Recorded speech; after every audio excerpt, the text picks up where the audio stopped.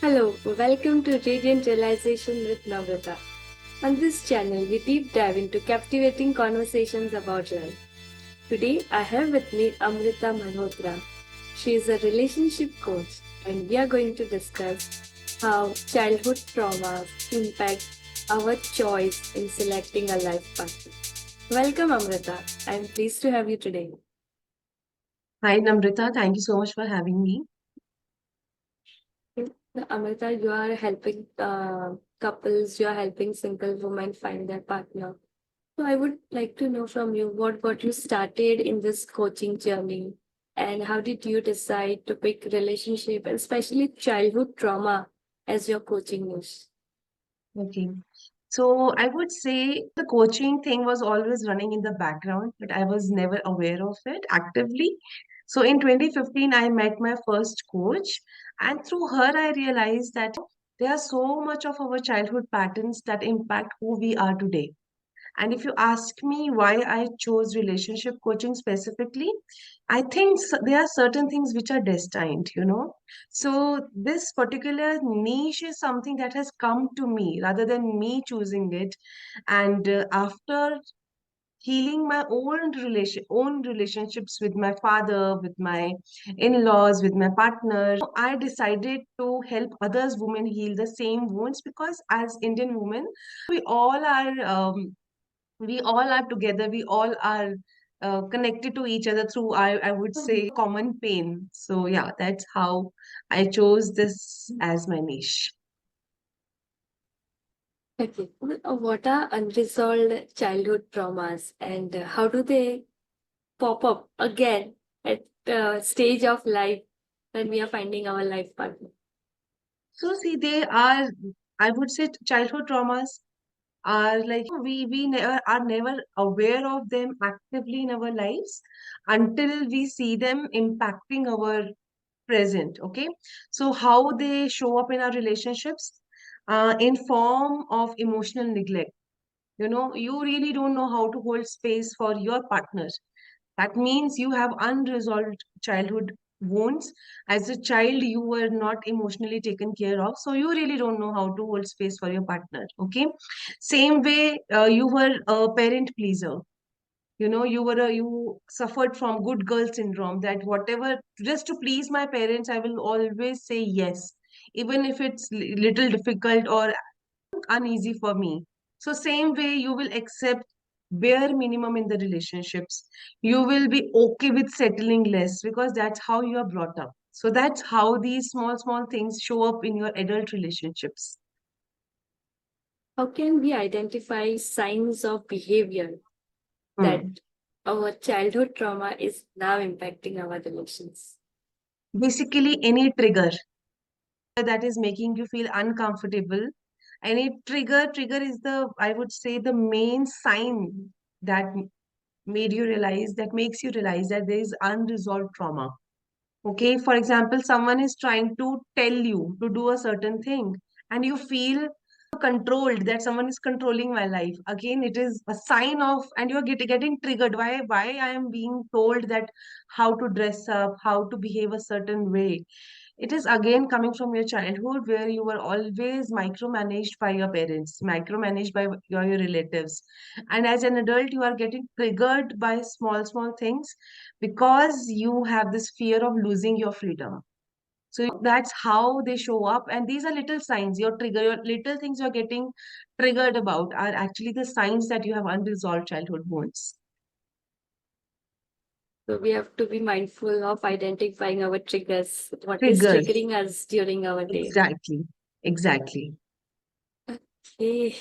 And that we we see that there are these attachment styles, being secure, anxious, avoidant. At what stage do we build this attachment style? Because we realize it much later, but somehow Hmm. the root would be somewhere in our childhood, correct? Hmm.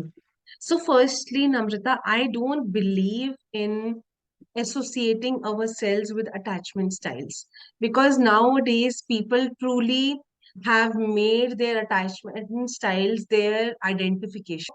I am like this because of this attachment style. I am like this because I have avoidant attachment styles. So it is good to have awareness of these attachment styles, but never ever refer yourself from these attachment styles. And when you ask when they get formed, it is in your early childhood below the age of 12, when your brain is in that form like a clay, when you build new beliefs, and basically these attachment styles are formed how adults are behaving with you, like your teacher, like your parent, like your grandparents.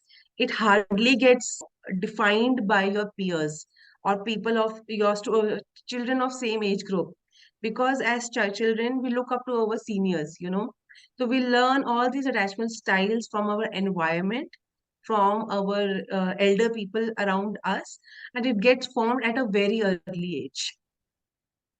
Hmm. This emotional neglect by parent because they are occupied with Mm. work or Mm. household chores, does it have any impact on children? Definitely, 100%. See, as a child always feels home with the mother, okay? At home with the mother. But if the mother is emotionally unavailable, as a child, he or she does not know that it is going to impact him in the future. But there's some sense. Okay, I would like to explain it like this. Trauma is never stored in the mind, it is stored in the body. Our body remembers everything. The neglect, the ignorance by parents, everything is stored in our body. Okay. And when that pattern get repeated in our adulthood, you might be thinking na ki are something happened in the past, why it is impacting me now, because now you are becoming much more aware of your body.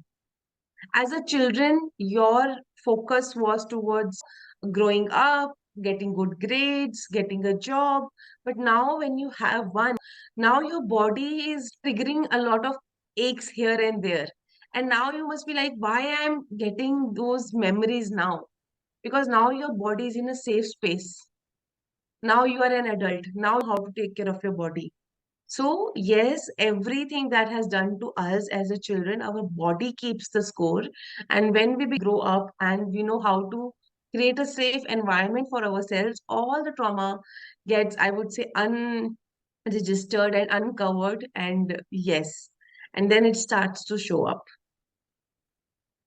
And these traumas, how do they form a pattern in relationships? Okay. If you ask me how they form a pattern, firstly, you have to understand how patterns are formed. What are patterns? So patterns are an occurrence in a similar way again and again. Any occurrence happening again and again is a pattern. Okay. So first, these patterns get formed in childhood. Then in adolescent, you might have seen certain things that you are not able to cope with exams pressure. You're not able to cope with stage fear. You have difficulty making friendships, but you always neglected it, thinking I am an introvert. This is your parent also said, this is how you are. You are different. My child is special. But Agree, later agree. on, you realize ki, Arey, I am not special. I am traumatized. I really need to address my issues. So how these patterns get formed when you don't address them at all. होता क्या है when you get in a safe relationship, how they start to show up in your relationships, because relationship is something that makes you feel safe. And this relationship can be with anyone. It can be with a friend, with your partner, or with your parent also. In later age you will see that while growing up you never had a safe relationship with your parent, but in later stages, because now you both share similar challenges, so now you both are bonded by traumas. You both are uncovering your traumas. So now you both are united. Okay. So now you address, oh my God, this is a pattern that is coming from the past. So these are actually unresolved series of events. It is not one major event, it is series of small events that you just buried inside of you, and they have formed the pattern now. Hmm. Because that time we were absorbing whatever was happening around us. Exactly. Okay. So all this unresolved childhood observations just turned into trauma. How do they uh, affect our ability to be vulnerable with our partner? Do we create a facade, or how does an individual react? Okay. When you talk about vulnerability, I assume it means being your true self. As I assume it is about being your in your authentic self. Okay. Yes. So when as a child you are told to be a certain in a certain way, when you are told to hide things because you have to be a good girl or good boy, otherwise the relatives will judge you, otherwise the society will judge you, the same way you it will be very difficult for you to be vulnerable in front of your partner because of your patterns again, because of your conditioning. If I will be vulnerable of in front of my partner, he or she will judge me. Okay. Or she is not someone to be trusted, क्योंकि मम्मा पापा ने कहा है always act, always be a good girl, and कभी किसी को ना शिकायत का मौका मत देना. तो if I am being my honest self, मैं अपने पार्टनर को शिकायत का मौका दे रही हूँ, that means I am not being a good girl. So that is how your unresolved childhood traumas impact the and vulnerability is such a beautiful emotion in any relationship. You get to see, the naked self of your partner, and the the authentic self of your partner. But if you're afraid of authenticity, you are always acting, and without even you knowing about it. It is not happening consciously. It is happening unconsciously because of your past beliefs and patterns. And see, the way we experience love or lack of love from our parent or any family member, what impact does this experience have on self-worth that we build while we are growing up from being child to an adult? Okay. So here I would like to introduce the concept of love languages. Okay. We all communicate in a love language. For you, it might be word of affirmations. For me, it might be act of service. But for everyone, it is different. It is not a universal language. Like you are from Mumbai, I'm from Manali, I have my own native language, you have your own native language. If we both start to talk in our own native languages, it will be very difficult for us to have this interview today. What you are doing, you are talking to me in a language that I am comfortable with, okay? And I am talking to you in a language that you are comfortable with. So, same way in we have our own love languages, okay? Uh, if a child's mostly women have love languages of physical touch and words of affirmations, and men have love languages of gifting. They really like to gift if they are feeling loved or they really want to express love, so they really believe in gifting or act of services. They will make your life simpler by doing things for you. For example, they will manage things for you because that's how they express love. So it is very important to understand each other's love languages. So now if you ask me ki how the self-worth get determined, if your parent is unaware of your love language, as a child, you are making a story in your head that, my own parent is unaware of me. My own parent doesn't know me. So how the hell the other person, the world will understand me? So you start to feel small inside of you. And that's how you build low self-esteem, low self-worth issues. Because your parents are not actually understanding. You might have seen some parents saying, "You're too emotional, you're too expressive." Array, it is their love language. That's how they express themselves. So it is very important for a parent to validate your children's emotion. Otherwise, they will really feel small and they will start to find love at wrong places. Hmm, that's good. And this unresolved trauma, Amrita, if not addressed at the right moment, what sort of fears that it lead to in a relationship? Okay, these days, Namrata, there's one thing that I'm seeing in most of my clients that I would really like to address here. If you don't address your childhood traumas or unresolved traumas at the right time, there is fear of in getting intimate with your partner. Fear of intimacy is there. Okay.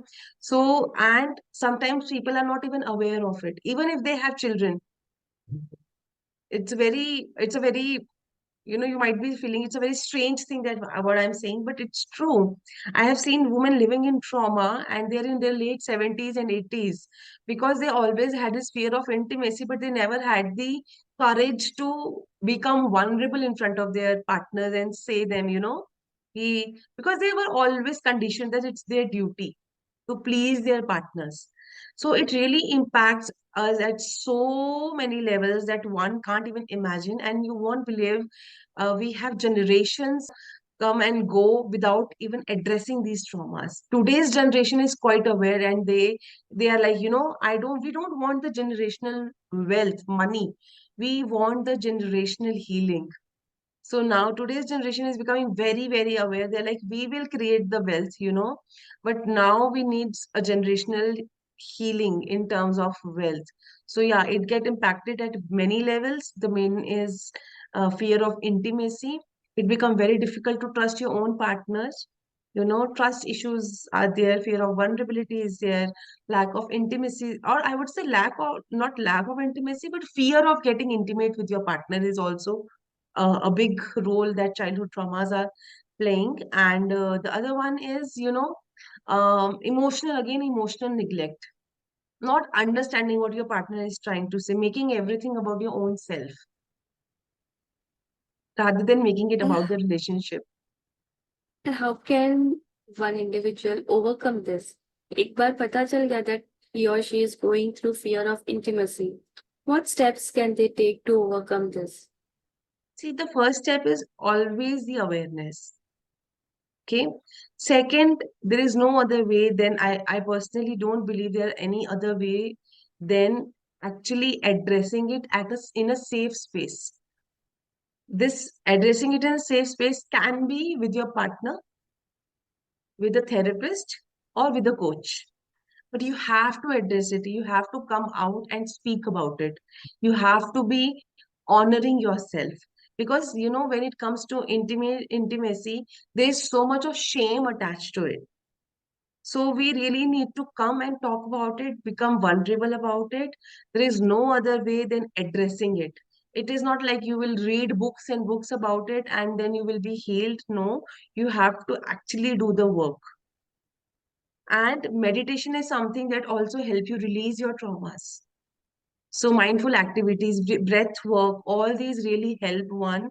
I would not say completely, but to a great extent. In these traumas, do they impact power dynamics, like to be over controlling or to not take responsibility? Is it? Okay. Yes, yes, yes.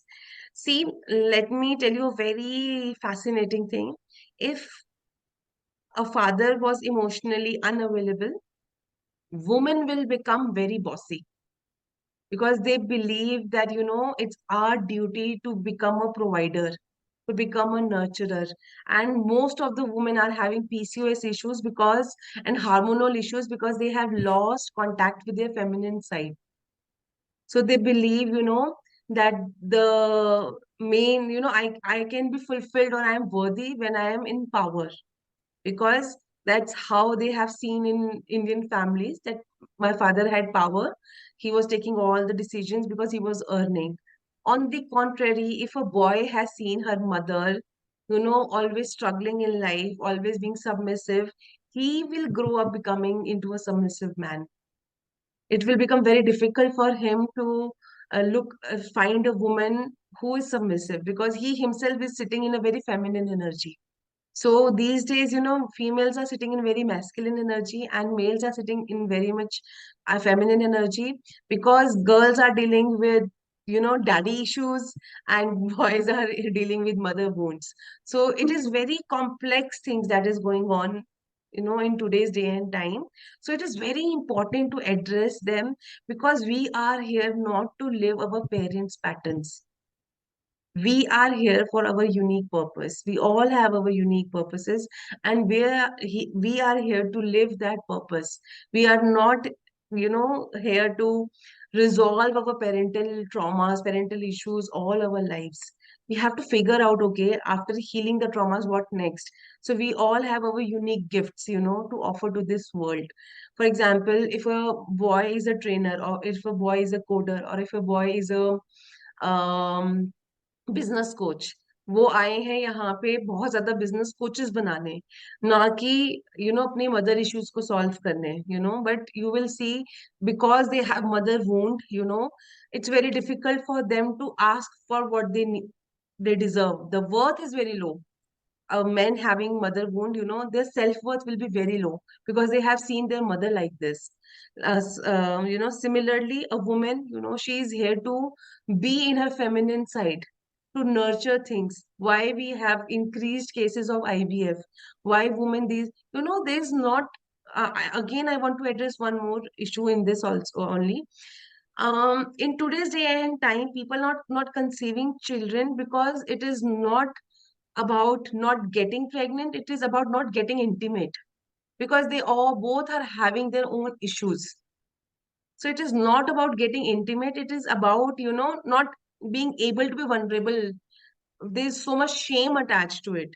So that is the issue. People are going for IVF, people are going for alternate therapies or alternate ways of conceiving a child, because the natural ways are, so shamed, natural ways are so looked down by our society in the past, that in today's day and time, the couples are feeling very lost. So they really don't know what is the right way to figure out things.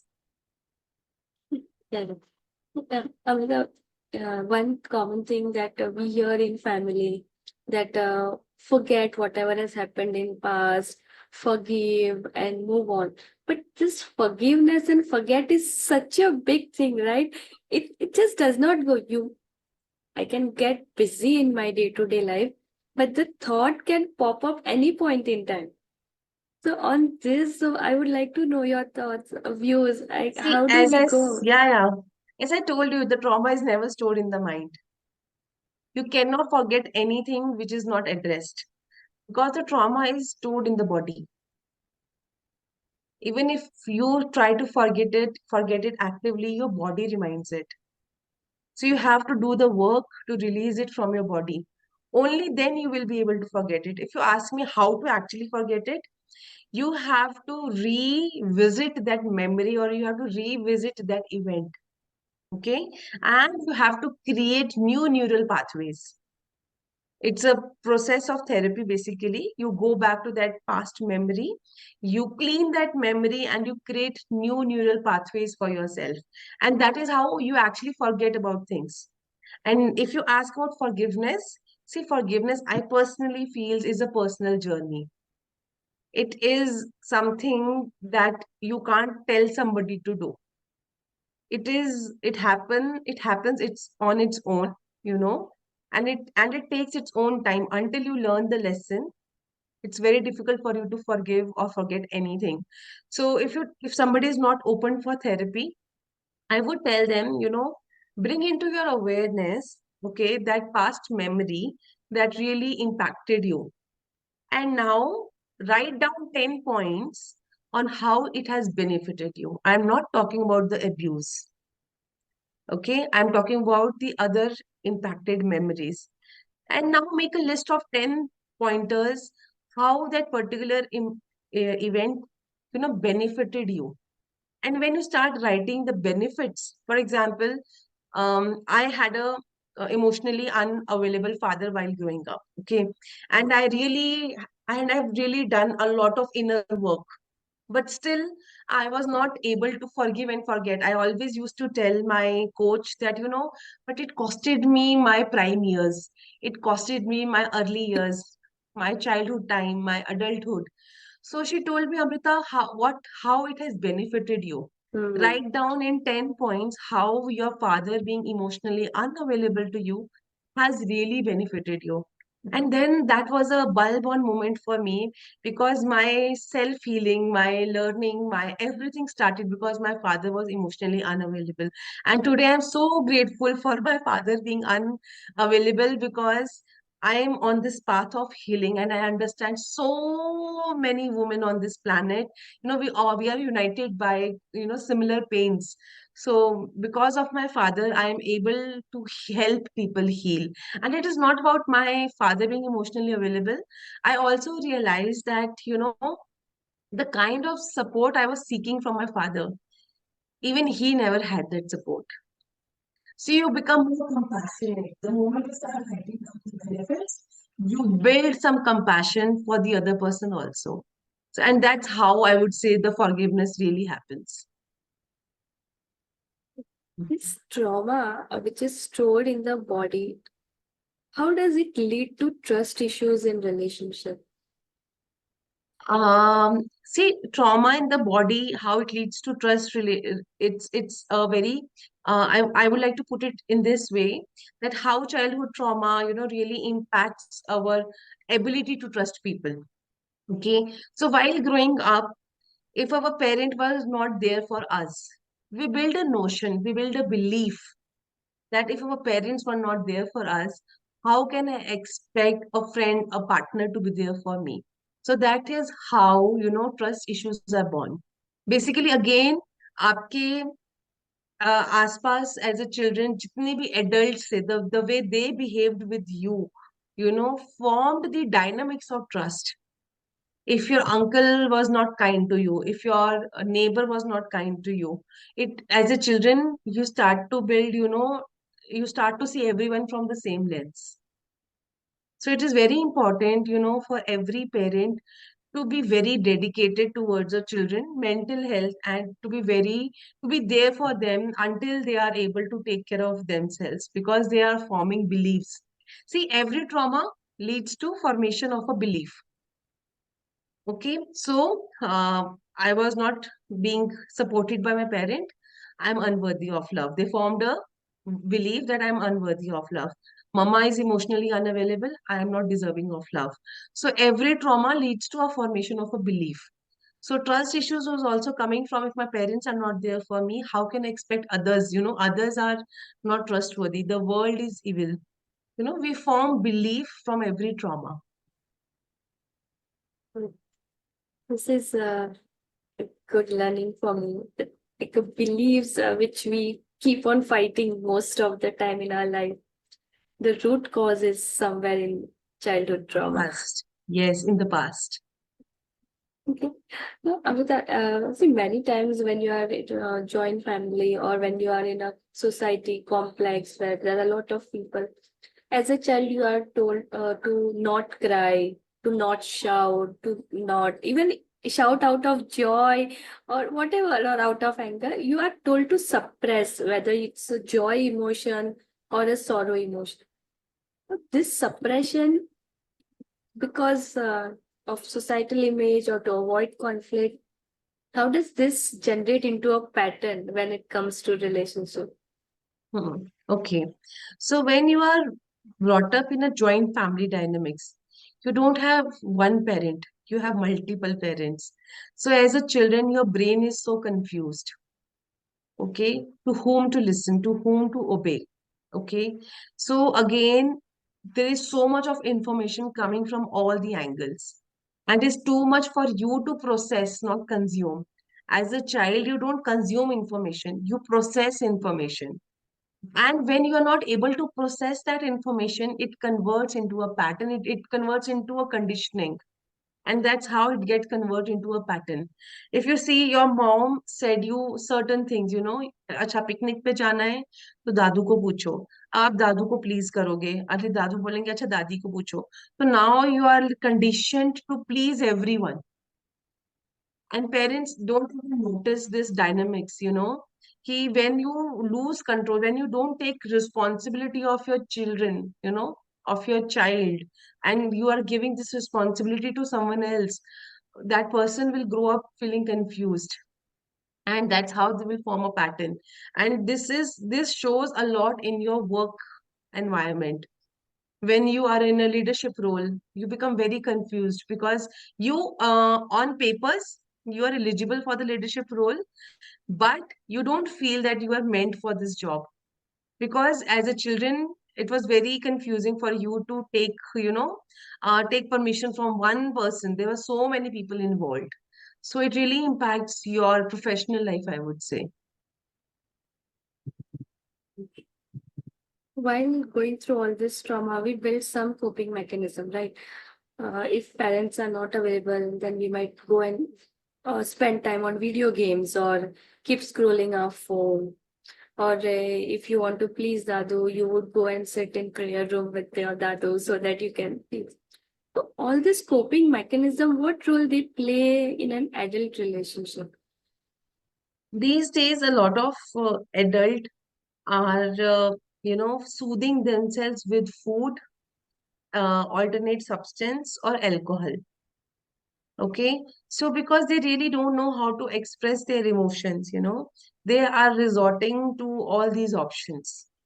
Because as a child, you were again never taught how to process your emotions. So processing तो पता ही नहीं है कि what is processing, है ना? Process your emotions, जिसको हम आज की language में कहते हैं feel your emotions. Okay, feel it. Whatever, if you want to heal, you have to feel your emotions. So they really don't know. So how you actually build coping mechanisms? By bypassing them, कि उसको कैसे बस निकालना है, उस दिन को कैसे निकालना है.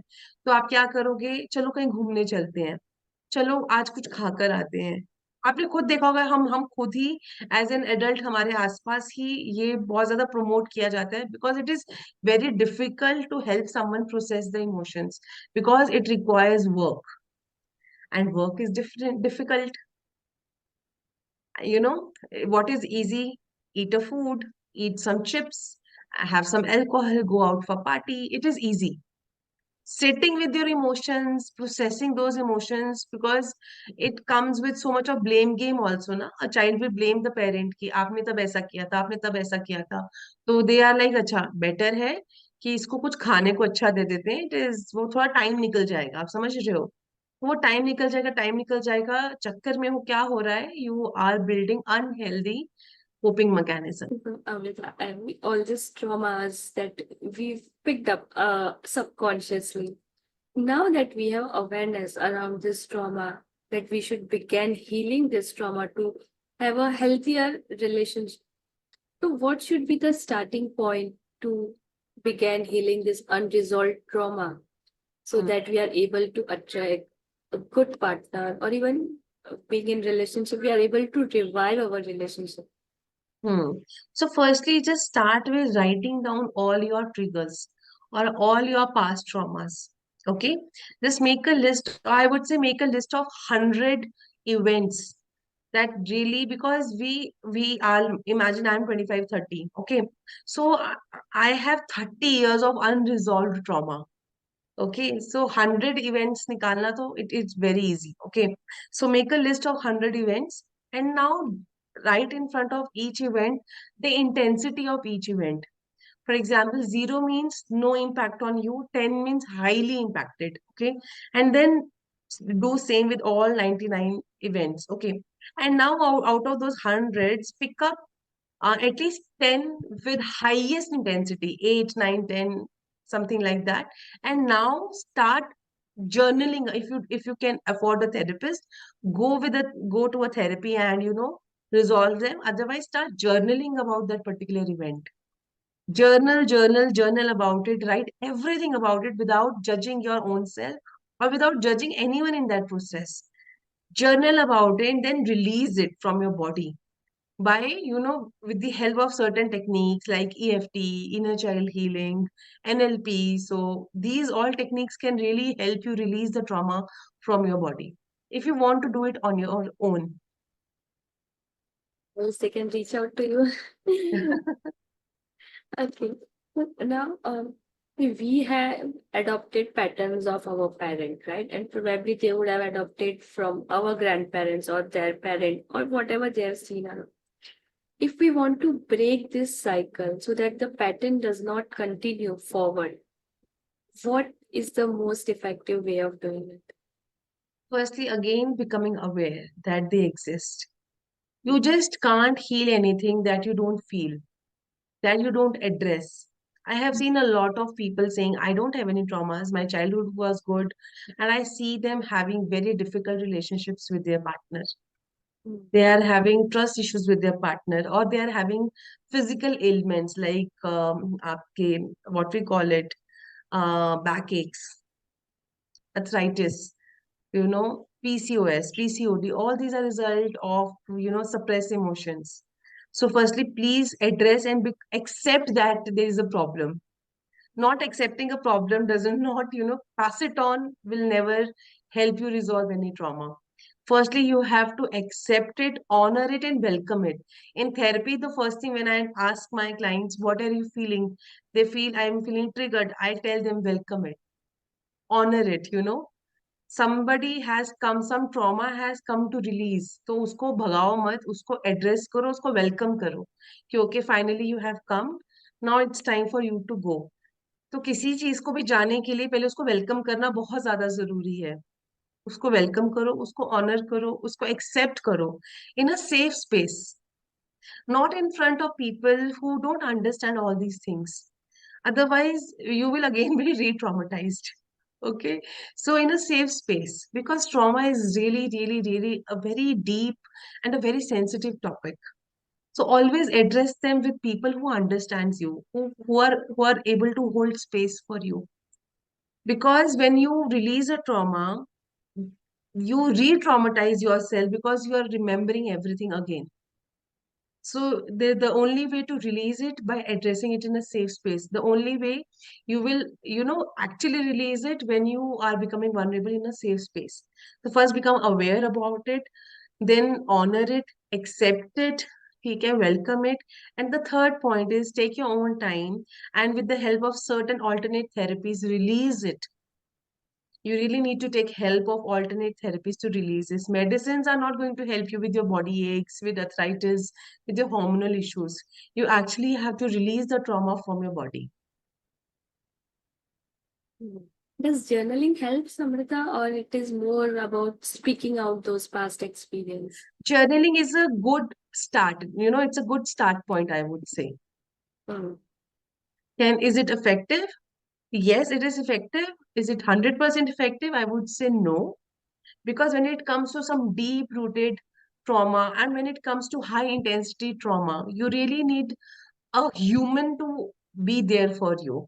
Because trauma हुआ ही एक human के वजह से, आप समझ रहे हो, तो अब वो heal भी एक human की presence में ही होगा.